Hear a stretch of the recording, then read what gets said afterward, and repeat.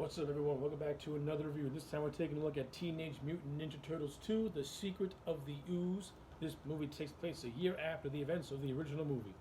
Okay, let's waste no time. Let's get right into it. I overall think that the second Ninja Turtles movie is okay. It's not as good as the first movie, but it's not horrible either. I got some positives for it, and I got some negatives for it. So, let's get right into it. Positives first. The cast in this movie is solid.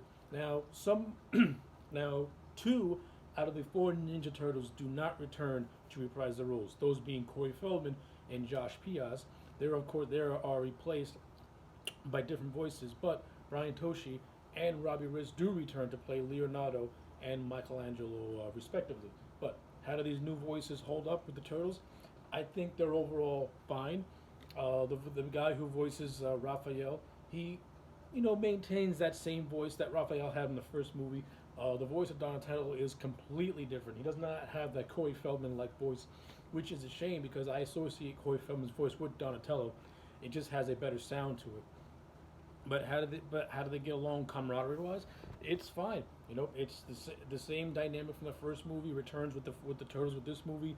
They work well off one another. The jokes work really well, though they can be really really cheesy, like beyond cheesy at times.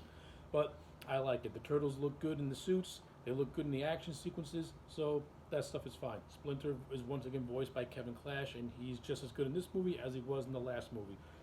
Paige Trucco replaces Judith Hogue as April O'Neil, and I thought I thought the new actress who played April, she's fine, and April O'Neil, she's okay in this movie as well. This movie does not have any Casey Jones, which is a big minus because where's Casey? What happened to Casey?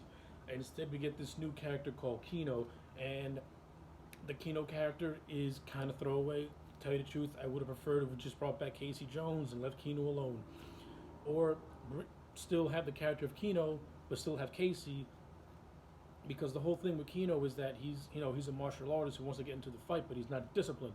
So I think it would have been interesting if Keno would have hung out with Casey Jones and learned from him, and then Keno learned from Splinter, then becoming more of a hybrid type of character.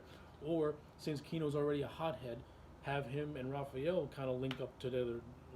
Like the movie kind of sort of teases something like that, but doesn't really further explore it. And to me, the character of Keno is kind of just there as something for the kids, something to make the movie more relatable to kids. That's another thing with this movie. The first movie did a good job of balancing out a serious tone, but also being lighthearted as well. This movie is just goofy. It doesn't have that seriousness that the first movie had. This movie is all around more lighter, and it's just more goofy. And that couldn't be any more prevalent with the Shredder. In that first movie, the Shredder came off as an intimidating force.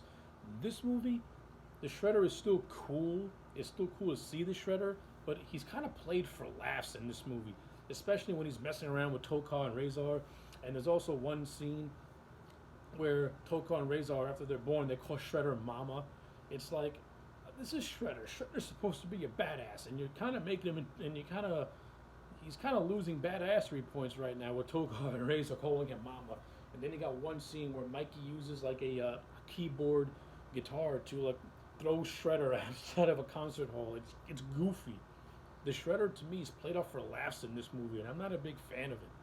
I mean, performance-wise, the actor is fine in the role, and Shredder looks cool, looking a lot like his TV show counterpart.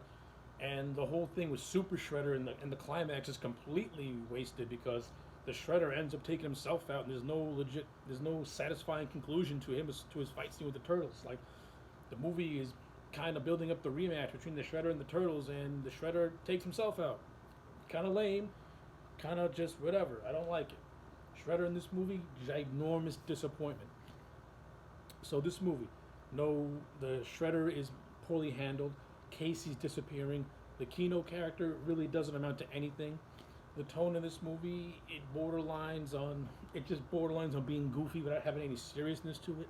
Now, does that mean? Oh, also, this movie explores the origins of the Turtles, and we find out that they were created by an Ooze, created by this company called TGRI, which is held by this character called Jordan Perry, played by David Warner. why couldn't this character have been Baxter Stockman, since the Shredder pretty much abducts this character to pretty much help him create Tokar and Razor? Couldn't the Shredder have just used this guy and used the mutant gene to turn this man into, well, couldn't this have been Baxter Stockman, and then the Shredder fuses, the Fly DNA with with this guy, make him the mutant or whatever. So instead, he's just there, and his character is just there to deposit deposit exposition stuff. It's nothing really to it. So it may sound like I'm raking this movie over the coals. I really don't mean to, because I actually do kind of like Ninja Turtles too. I think it's okay, you know. Take away the things that I don't really. Oh, and this movie has a random Vanilla Ice sighting when he does a ninja rap, which is really random, really stupid. Listen, when compared to the first movie, Ninja Turtles 2 is definitely a step below.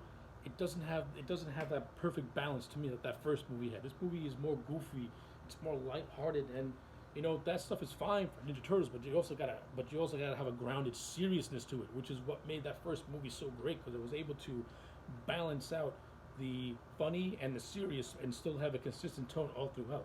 This one tries to go for a more slapstick comedy, and listen, does it accomplish what it sets out to accomplish? Yeah, actually, I still think, despite a lot of my problems, I think this movie is still very, very entertaining. The turtles are entertaining. Splinter is still cool. The action sequences are well done.